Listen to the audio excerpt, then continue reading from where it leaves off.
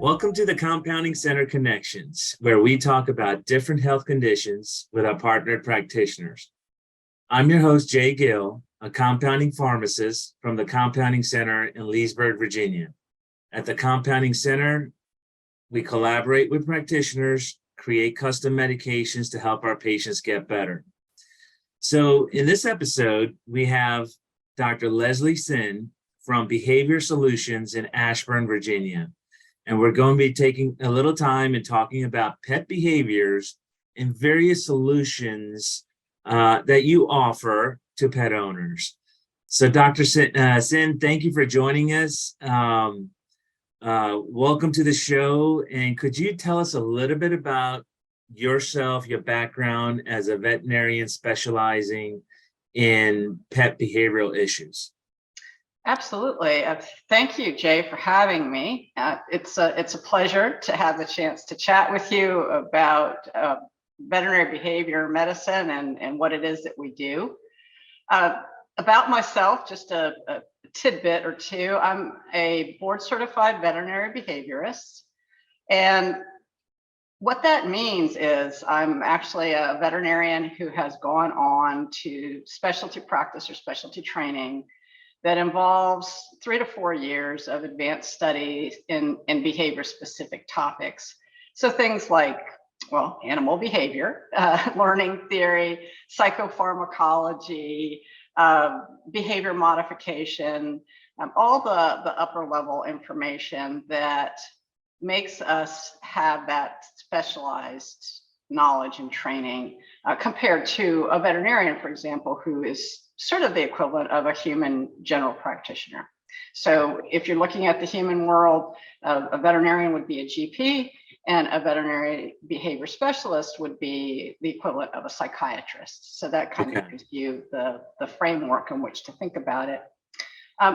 It's an interesting sidebar to note that behaviorist is not a trademark term. No one owns that nomenclature or that name.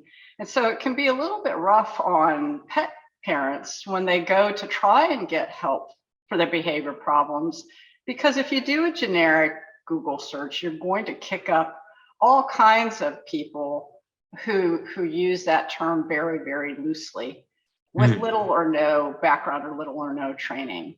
And so it is worth everyone's time to try and familiarize themselves a little bit about the difference between a trainer, who is someone who teaches a dog basic skills like sit and down and come, versus a veterinary behaviorist who has the medical background and the advanced training learning associated with coursework and intensive study that allows them to make recommendations about modifying the pet's behavior, and obviously in some situations using medication to help dogs, cats, other animals that may have serious behavioral concerns. Well, thanks for explaining that, because you're correct. If I was to Google pet behaviors, I would probably see all the different specialties. And so thanks for clarifying that. Absolutely. So before we get started, a little general disclaimer that the information discussed today is for informational purposes only, not for diagnosis or treatment. So let's get started. So as a specialist in this field, what are some most common behavioral issues that you see in pets? Yeah, well, we see a huge variety of issues or problems, as you can imagine. However, nothing brings a person into our practice faster than a biting dog. Aggression is a very, very common problem, and one that is of grave concern, obviously, both from a safety standpoint and also a liability standpoint. I mean, you can't afford from a practical view to have a dog that is going to be chomping on your neighbors and people visiting the home. So that's a very common problem for people.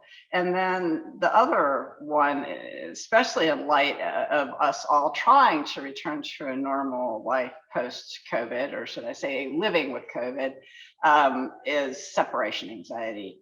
So dogs that have been home with their people 24/7 for the past 2 or 3 years, and now all of a sudden folks are being called back into the office, and the dog is basically left alone in the home 7, 8, 9 hours, wondering what the heck just happened to them.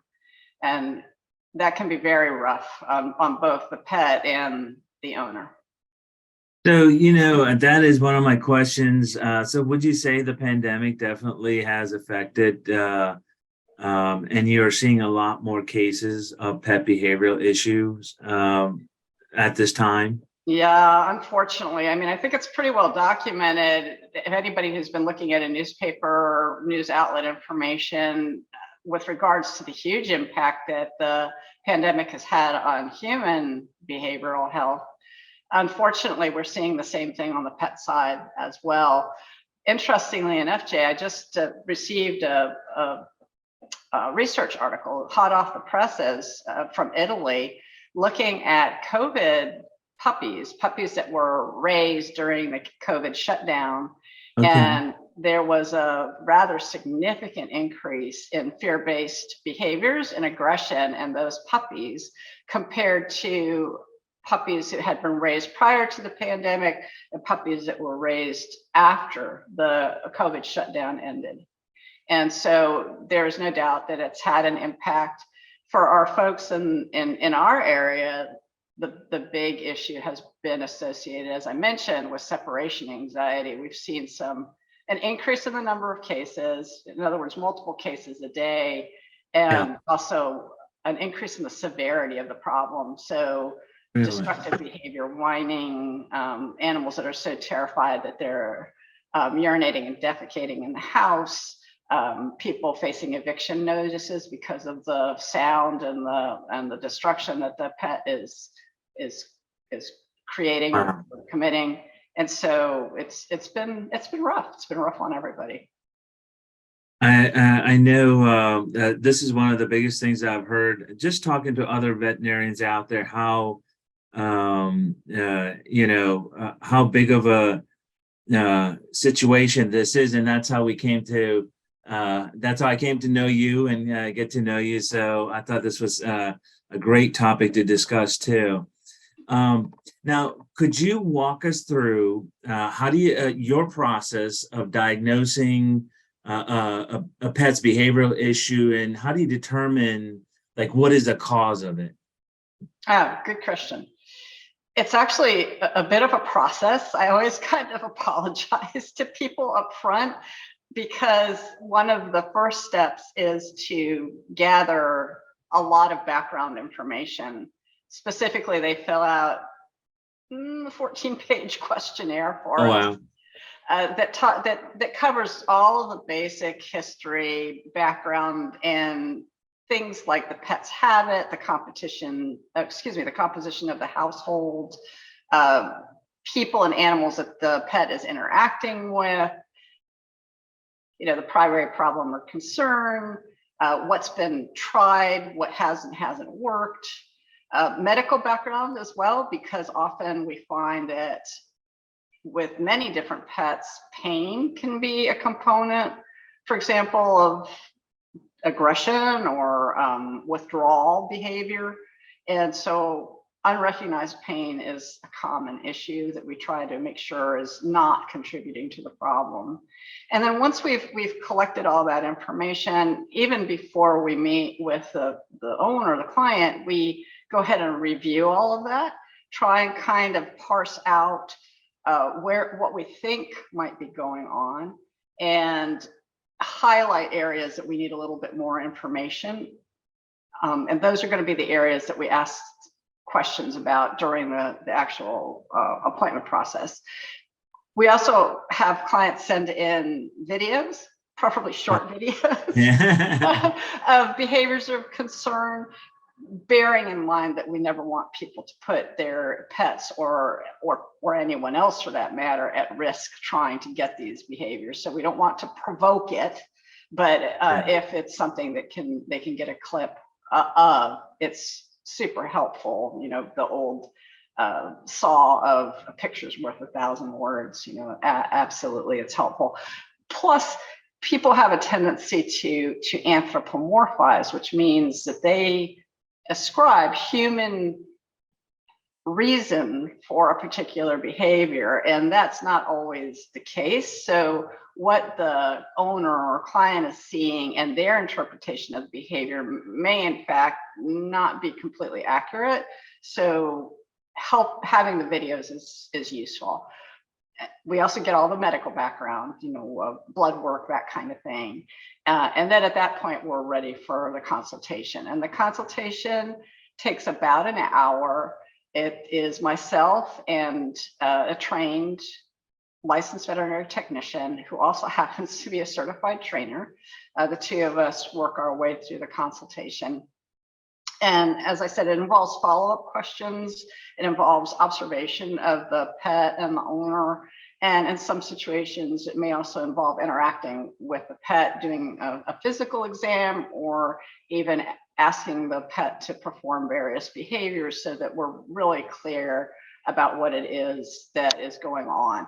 Again, bearing in mind that we don't have to provoke the behavior in order to know what's going on. So I exaggerate, of course, but I don't want to, I don't need to provoke a dog into biting me to know that the dog is likely to bite. So that's an extreme example, but you get the gist, yeah.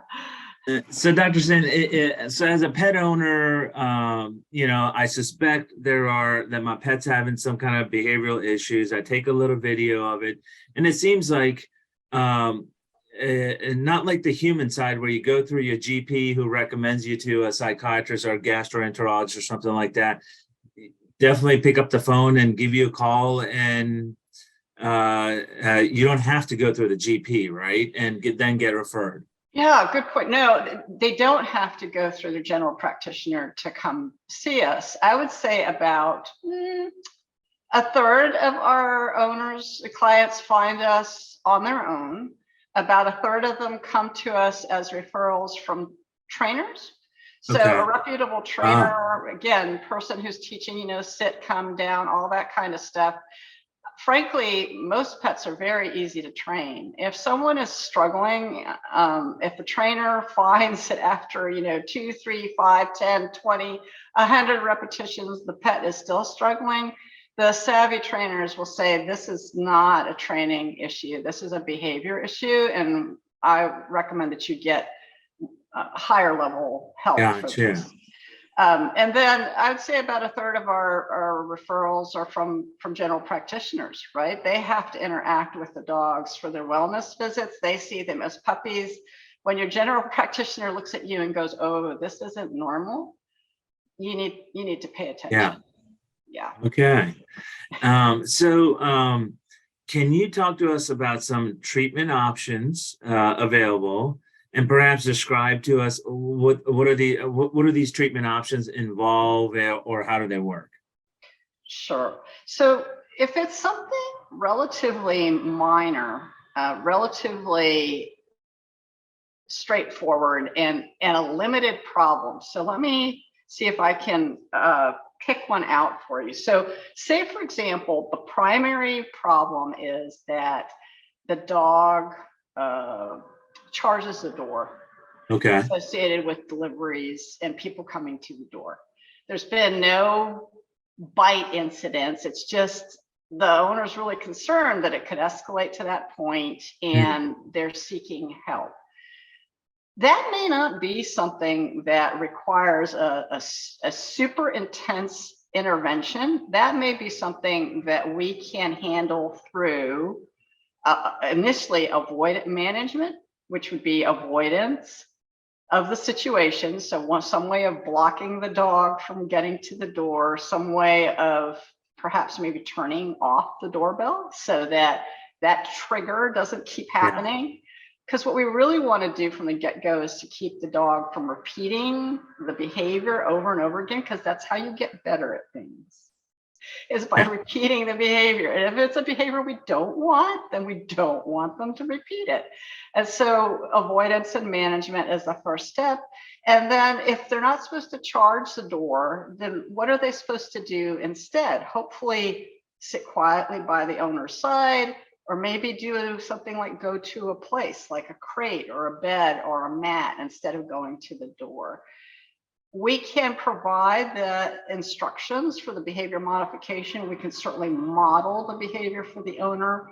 Certainly the veterinary technician trainer I work with, Stacy, does telehealth virtual Zoom consults that can help walk people through the process. And then we partner with very, very good positive reinforcement trainers in our area who are more than happy to help with that aspect of it in terms of training and an alternative behavior. So it may be that simple. People just may need some guidelines with regards to how to make this stop and next steps. This is what we need to do. Once you reach this point, then we move on to the next stage. Relatively straightforward. Unfortunately, by the time most people find me, the problem is not that straightforward. The problem is a little bit more intense. And I would say the vast majority of my patients are not normal. So the dogs, cats, horses, whatever I'm working with, they have a significant variation from normal compared to the average pet. And most of this is fear-based or fear-related behavior of some sort, where they are extremely worried, extremely anxious, and often what the spillover from that is that in order to keep themselves safe, in order to feel safe, they are now also showing aggressive behavior. As you can imagine, if you are perpetually anxious, perpetually fearful, it is really impossible to focus on anything else, learn a different way of approaching life if you're in continuous fear. And so for those pets, what is going to be needed in order to get forward progress is to decrease that fear and anxiety. And that is where medication plays a role. So in that situation, we may well put the pet on a substantial, some sort of a medication to help reduce that anxiety. I think most people are familiar with fluoxetine. I do air quotes because it's often referred to as puppy Prozac, right? And that is a common medication that we use, although we have a whole arsenal of medications that we can use and choose those medications based on the problem that we're trying to address and the underlying psychopharmacology of the problem. And in that situation, we're going to put medication on board. We're going to wait for it to reach full effect.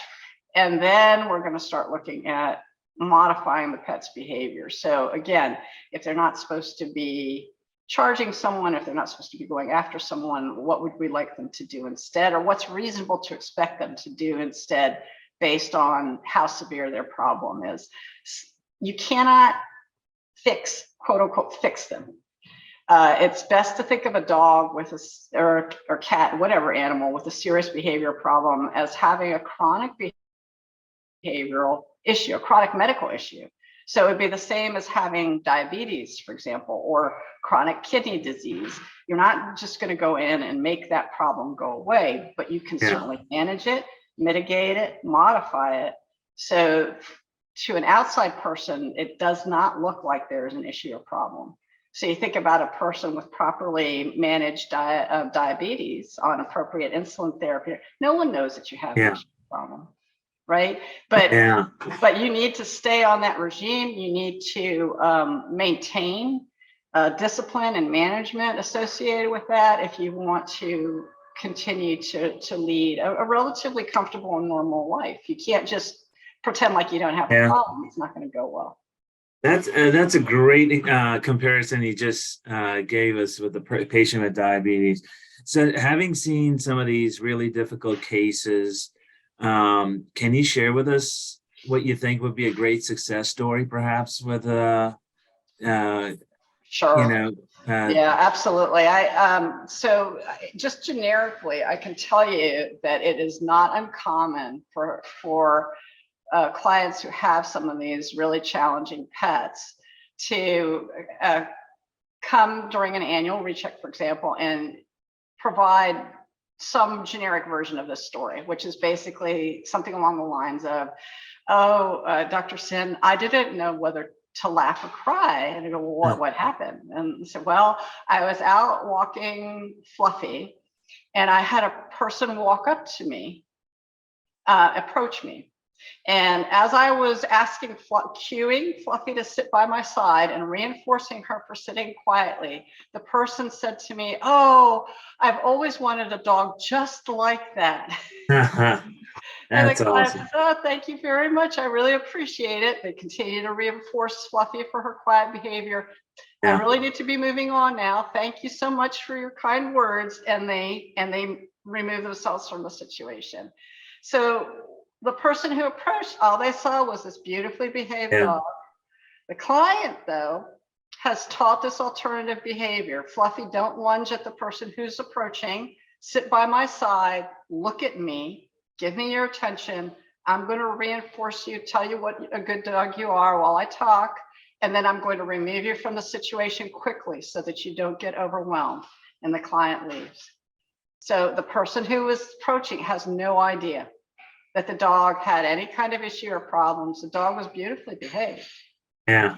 But the clients taught that alternative behavior, reinforced that behavior. The dog is on medication. They didn't stick around to allow kids to pull on the dog's ear. They removed the dog, and so that would be an example, of again, like I said, the client will say some version of I didn't know whether to laugh or cry, because the journey that they've been on to get that dog to that point may be over several years, right? To get the point where the dog's not lunging at people. But the outsider, the new person, says, oh, it's such a beautiful dog. I've always wanted one just like that. Yeah. Well, thanks for sharing that, because that kind of gives you hope, Yeah. And so kind of like in closing, could you share some words of encouragement or any advice to a pet owner who is dealing with pet behavioral issues? Any word of advice? Yes. Behavioral issues can be extremely frustrating. It is not uncommon during our consultations, quite honestly, for people to burst into tears because they've been seeking help. They love their pets. They love them desperately. And at various points in time, they've been told that it's all their fault, that if only they did, fill in the blank. I don't know, we're stricter, we're, happier, played more, played less, gave them special food, gave them, whatever it is, everybody feels free to provide all kinds of advice associated with it. But here's the truth of the matter. The average idiot has an average dog, does nothing with them, no formal training, no nothing, and they're fine. No one gets killed, no one gets attacked, dogs walking around, everybody's fine. If somebody's been struggling and has gone through thousands of dollars of training and they're still having a problem, it is not a training issue. It is a behavior issue. And some of these dogs are like this from the time they are born. Genetics plays a huge role in dogs and in people. And so you feel for these folks who have all they want to do is help their pet. And they just haven't been able to do that. So if you're struggling, realize that it's probably not all about you. Your dog probably is a special snowflake. And get higher level help. Stop doing the Google searches. Find a board certified veterinary behaviorist. Have the dog fully evaluated, and get on a plan to go ahead and get some forward progress. And retain your sanity associated with the problem. Well, thank you very much. Dr. Sinn, thank you for joining us today, and thanks for sharing all this good information with us. Now, how could someone reach out to you through? Absolutely. So the easiest way to get hold of us is probably through our website. If you search for Behavior Solutions, all one word, .guru, Guru. I couldn't resist because of all the various Google searches out there. So it's behavior solutions, and we will be happy to help. There's quite a few resources on our website for people who are interested, and get in touch and we'll help. Well, I'll make sure to put the website address in the show notes. Okay. And thank you everyone for tuning into the Compounding Center Connections podcast. We hope you found the information presented today to be helpful. If you have any questions or comments, please feel free to reach out to me at j@compoundingcenter.com, and subscribe to our YouTube channel and our podcast channel, The Compounding Center Connections, and stay tuned for future episodes. Thank you, Dr. Sinn. Thank you for having me, Jay.